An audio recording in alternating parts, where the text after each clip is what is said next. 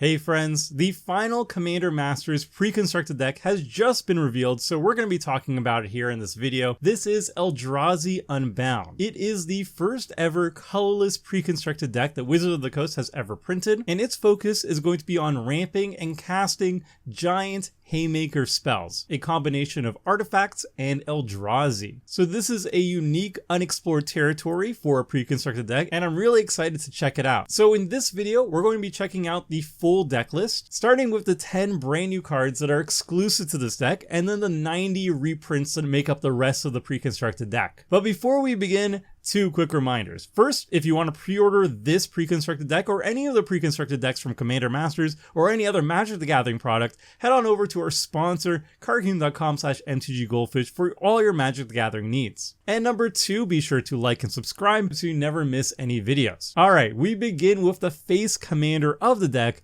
This is Zul'Adok Void Gorger. So it's a colorless 6 mana 7/4 legendary creature Eldrazi that says colorless spells you cast from your hand with mana value 7 or greater have Cascade. So every single time you cast a colorless spell from your hand, mana value 7 or greater, you cascade 2 times. So that's amazing mana advantage and card advantage sitting in your command zone. And it basically dictates what this deck is all about. It's all about colorless spells, and it's all about casting huge mana value spells. And of the face commanders, I would say Zul'Adok is the strongest of all the bunch of the entire pre-constructed cycle. And pretty much has to be because colorless is a very hefty restriction. And also its triggered ability is a very hefty restriction. You have to cast 7 mana spells. So you have to have a deck full of 7 mana spells, and you have to get to 7 mana to actually start casting them. So the payoff has to be incredible. And this really does count as being incredible. Double Cascade. This is like Maelstrom Wanderer type levels of value. And that's really awesome to see. So this face commander is a fantastic payoff for the deck. Now, the secondary commander of the deck that can just easily slot into the command zone is Omarthis Ghostfire Initiate. So this has a casting cost of XX for a 0/0 legendary creature Spirit Naga. It enters the battlefield with X +1/+1 counters on it, and whenever you put one or more +1/+1 counters on another colorless creature, you may put a +1/+1 counter on Omarthis. And when Omarthis dies, manifest a number of cards from the top of your library equal to the number of counters on it. So this is a fantastic mana sink for this deck, and it adds a +1/+1 counter sub-theme to the deck as well. You want to put counters on your other creatures, that will put counters on Omarthis, and then when it dies, you have a massive card advantage engine, you manifest a whole bunch of cards off the top of your library. Hopefully, your deck is a heavy concentration of creatures, because that means you can just flip them over very easily. Otherwise, you have to like blink them or something to get them to flip over. But this is a great top end for the deck, and it reinforces the themes of the deck as well. It's all about colorless matters, it's a focus on creatures, and it's all about big spells. Like, you want to be casting Omarthis for at least 6 mana, hopefully even more than that. So this is a nice top end finisher, but I think very clearly it's not the best face commander of the stock list at the very least. But if you put a +1/+1 counter sub-theme or bolstered that sub-theme, then Omarthis gets much better. So Omarthis and Zul'Adok are the two new commander options that are brand new in this precon, but we have 8 other brand new cards to talk about. The first one is Abstruse Archaic. It's a 4 mana 3/4 creature avatar with vigilance, and it has an activated ability of pay 1 and tap it, copy target activated or triggered ability you control from a colorless source. You may choose new targets for the copy. So this card is absolutely fantastic. It's essentially a lithoform engine on a massive discount for your colorless spells, which the deck is fully colorless, so it works with every single activated and triggered ability, just giving you double the value. So it's a great value engine. It's a 4 mana 3/4 with vigilance too, so it's not a terrible body by itself, but it is really, really good in this deck. Moving on, we have Calamity of the Titans. This is 4 and 2 colorless mana, so 6 mana total, for a sorcery that says, as an additional cost to cast a spell, reveal a colorless creature card from your hand, exile each creature and each planeswalker with mana value less than the revealed card's mana value. So this is the exact type of board wipe you want to see in an Eldrazi deck or a top-end Colorless Matters style deck. You reveal some top-end finisher like an Eldrazi Titan, like Ulamog depicted in the artwork, for example. You get rid of everything. You're exiling the creatures so they can't even recurred afterwards, and even his planeswalkers too. And then the board is nice and clear for you to follow up by casting the Eldrazi Titan or whatever the top end finisher is. So yeah, this card is fantastic. It's a staple in the Colorless deck, basically. Moving on, we have Darksteel Monolith. This is a new artifact. It's an 8 mana artifact, indestructible. Once each turn, you may pay 0 rather than pay the mana cost for a colorless spell you cast from your hand. So this is a top end card that will now allow you to cast your other top end cards very easily, possibly casting 2 top end cards per turn. Basically, you can tap all your mana to cast one big thing and then also cast another big thing for free with the Monolith. This card is really sweet, and I think it's going to be even sweeter in colorless focused decks that have red in it, like Goblin Welder, for example, will love to cheat this from the graveyard onto the battlefield. That's a different deck though, but even in here, this is just going to be a great top-end ramp engine. It also has indestructible, so it's really hard to get rid of, but casting like 2 top-end Eldrazi's, for example, on the same turn is really, really sweet. Next up, we have Desecrate Reality. It's a 7 mana instant that says for each opponent, exile up to 1 target permanent that player controls with an even mana value. And it has Adamant. If at least 3 colorless mana was spent to cast a spell, return a permanent card with an odd mana value from your graveyard to the battlefield. So this is the top end style of interaction that you absolutely love. It's such a value play. You exile the best permanent for each opponent, and then you get an amazing permanent from your graveyard onto the battlefield. In a 4-player free-for-all game, this is a 4-for-1 for 7 mana and instant speed. This card is fantastic. And I think of all the new cards that are being printed in this Precons, I feel like these ones are the biggest, like most impactful, most powerful cards. And you kind of have to make it that way because, again, Colorless as an archetype has very little support, and almost always you're kind of forced into going into an artifact style deck, and this is focusing on Colorless, which has even less support than artifacts, for example. So these new cards are going to really have to carry this archetype, and it's really nice to see that Wizards of the Coast really went out of their way to make sure that these cards are high impact and really make sure that Colorless Matters is a really cool precon. And I'm really happy to see that they really knocked it out of the park with these new cards. The next card we have is a new Eldrazi, very cool. Flayer of Loyalties. It's a 10 mana, 8 and 2 colorless mana, 10/10 creature Eldrazi. When you cast a spell, gain control of target creature until end of turn. Untap that creature until end of turn. It has base power and toughness 10/10 and gains Trample, Annihilator 2, and Haste. And it itself has Annihilator 2 and Haste. So this is a fantastic top end. It has some protection against reanimation strategies, like you can't just cheat it out into play. You have to cast it to get most of its value. Although if you just sneak attack a 10/10 with Annihilator 2 and Trample, that's totally respectable as well. This is exactly the type of top end finishers you want to ramp into, and it makes the entire deck kind of worthwhile to invest so much early game ramp and trying to generate enough mana to cast 10 mana spells. This is exactly what you want to have on your top end. Moving on, we have another top end sweet bomb finisher. This is Rise of the Eldrazi. This is a 12 mana sorcery, 9 and 3 colorless mana. This spell can't be countered. Good. If you're spending 12 mana, it shouldn't be countered. Destroy target permanent. Target player draws 4 cards, take an extra turn after this one. Exile Rise of the Eldrazi. So this card, if you're getting to 12 mana, you should have something that is going to get you to basically win the game. And this is not going to just straight up win you the game, but it's going to get you close. Draw 4 cards, take an extra turn, destroy the most powerful thing on the battlefield, can't be countered.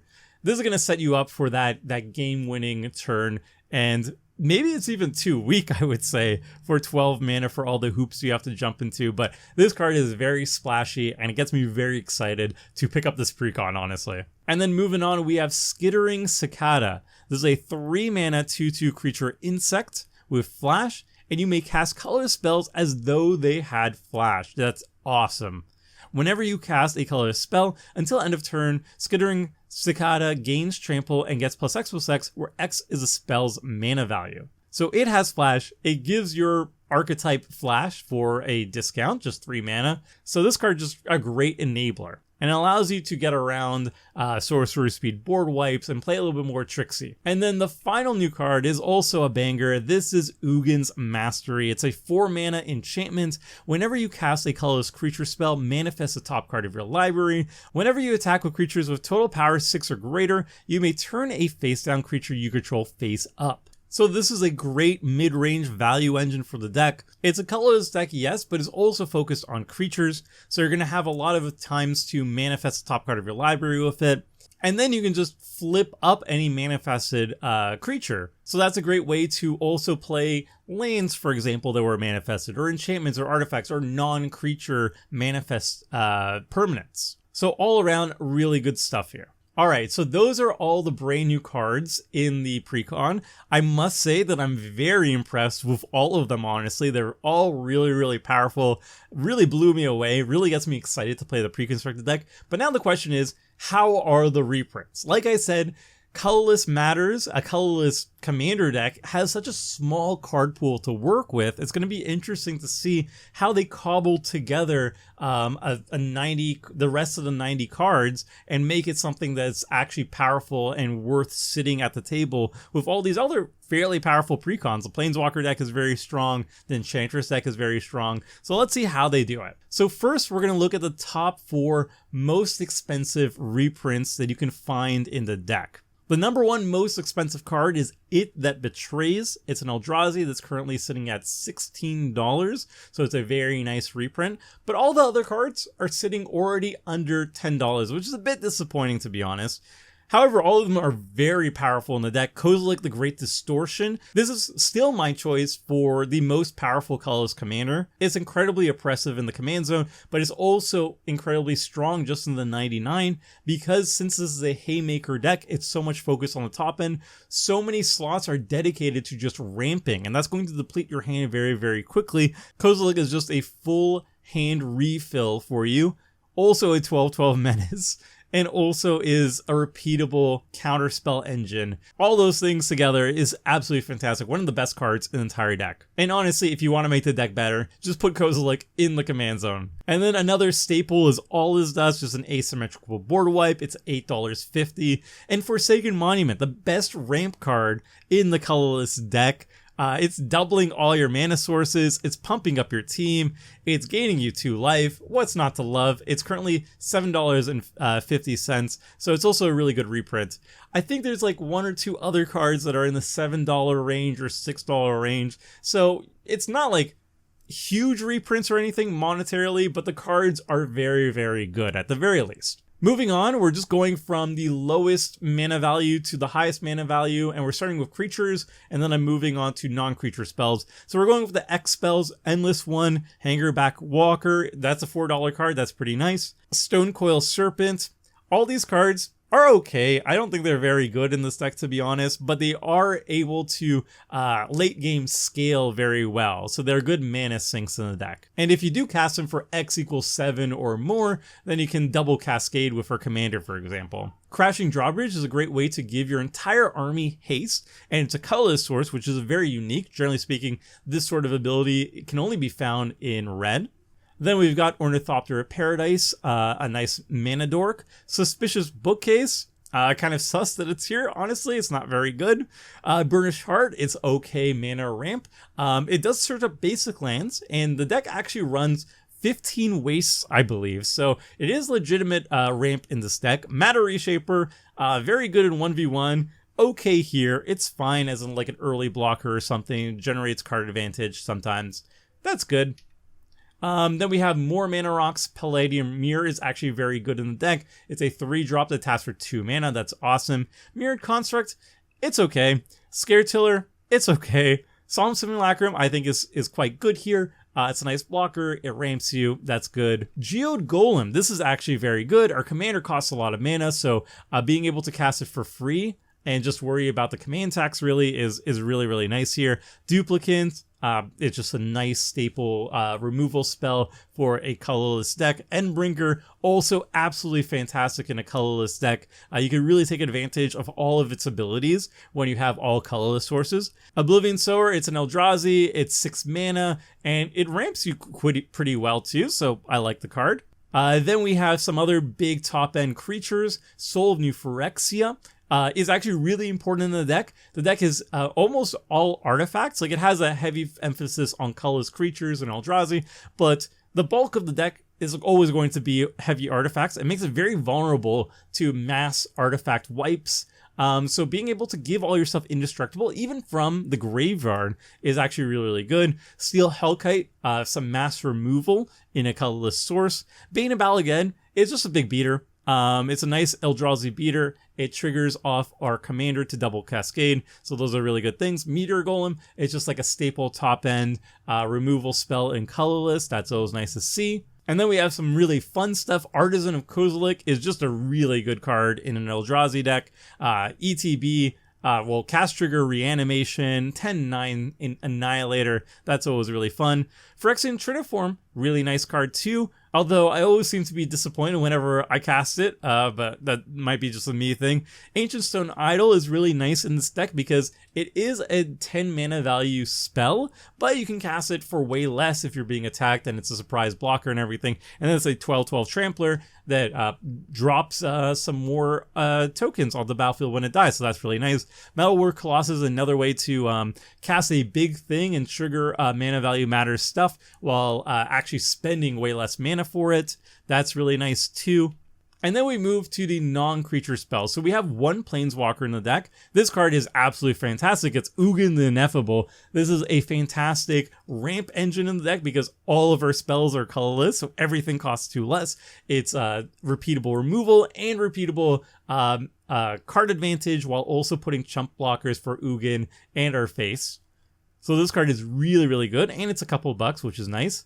Then we have some cheap interaction at instant speed, which is really important for a deck that is basically like Haymakers.deck. You have to have some cheap interaction to fill in the gaps. So Spatial Contortion, it can kill a small thing, that's fine. Warping Whale, very important. It can counter a sorcery spell. So if there's like a big austere command or some mass wipe that you really can't afford to see resolve, you can counter it, and nobody will play around it. This card is really cool. Titan's Presence, it's really good in an Eldrazi deck. 3 mana, just exile basically any creature really if you have a Titan in your hand. Then one of my favorite cards in Magic the Gathering, Not of This World. I just love the flavor of this card, and it's actually just really good if you have really big top-end Eldrazi. You can cast it for free, and it just counters a spell that targets a permanent you control. It's just like, if it's somebody's targeting your Titan, you can just cast this for free, and I don't know, the flavor looks so good, the artwork looks so good, it's just beautiful. Then we move to the artifacts, and most of these artifacts are just going to be mana rocks because, again, we're just like a top end deck, so we have to have a lot of mana rocks generating a lot of mana to get to the top end as quickly as possible. So your Everflowing Chalice is nice, flexible. Sol Ring, obviously. Endless Atlas, it's a nice incremental card draw engine, and colorless. It comes down early, and we can use it to kind of fill the gaps with our mana. Investigator's Journal, this is a new one that I actually forgot existed, to be honest. It looks kind of decent, I guess. It's all right. Lightning Greaves, this is another notable reprint. This card is always a couple dollars and always creeps up whenever it doesn't see a reprint for like half a year or something like that. So despite all the reprints, it's still like $7, and it gets reprinted a lot, but always happy to see it. Shroud, Haste, these are just important things. Mazemind Tomb is okay. Mindstone, that's good. Thought Vessel, $2, pretty good. Fire Shrieker, make sure that your high-end finishers kill doubly as quickly. Mirage Mirror, always really fun card. I always am impressed by this card whenever I see it, and yet I always cut this card when I'm building, but I think it will always make the cut in a colorless deck at the very least. Transmogrifying Wand, repeatable creature removal and colorless is always really nice. I should also say that these are not going to be the versions in the Precon. These are the cheapest versions that we can find of these cards, just to show you the prices. So expect new art potentially for the cards that you're going to find in the pre-constructed deck. Unstable Obelisk, it's a mana dork that you can crack to remove any permanent. That's nice. Worn Power Stone, this is premium mana ramp in this deck because, again, all of our big stuff, we're just trying to get to 5 to 6 to 7 mana. And Worn Power Stone, making 2 mana, is really beneficial. Hedron Archive. A lot of people think I say that Hedron Archive is unplayable, and that's literally not true. I've always been saying that Hedron Archive is only good in decks where it can ramp into big things. That's always been the case. I've always run Hedron Archive in Kozilek, for example, and it's good here. It's actually good here. You can quote that. Mystic Forge, possibly the best card draw engine in a colorless deck. All of your cards are colorless, so the only time you whiff on this is basically just lands. Everything else you're gonna cast off the top of your library. It's super awesome. Perilous Vault, it's a very expensive board wipe, but it does exile everything, and that's really nice to see. Thran Dynamo, this is a premium mana rock, one of the best that you can have in the deck. Forsaken Monument, I put it here twice by accident, but it's twice as good as you expect it to be. Haha. Dreamstone Hedron, I actually don't like it as much as Hedron Archive, because once we have 6 mana, we can cast actual Haymakers, so I don't really value its role as a mana ramp source or card draw source as much. And then we have the best card in the deck, it's Cauldron Complete. I'm kind of disappointed that the other 3 culture pieces aren't here because they would be the strongest cards in the entire deck themselves. But I guess because it is a Precon deck, they have to make sure that the power level is more in line with everybody else. And putting the other 3 culture pieces would make it too powerful and probably lead to feels bads when you pair it with the other Commander Masters Precons. So I'll let this one slide. But nonetheless, Cauldron Complete, really, really nice reprint here. It's $4. It's modern playable. I think it's legacy playable too. So obviously Culture is just overpowered is what I'm trying to say. Then we move to the lands, and I can say with very high confidence that the mana base or the lands of this Precon is the best of all the Commander Masters Precons by a mile. And the reason is because you don't actually have to have really good lands for this deck to have a very functional mana base. All you're looking for are for any base, basically any colorless lands that enter the battlefield untapped. And then you're golden. You're basically golden. But luckily for us, there are some really good utility lands that they did print here. Arcane Lighthouse, I did not know it was $6 right now, but it is really good. It gets around Lightning Greaves and Swiftfoot Boots and all that good stuff. Arch of Araska.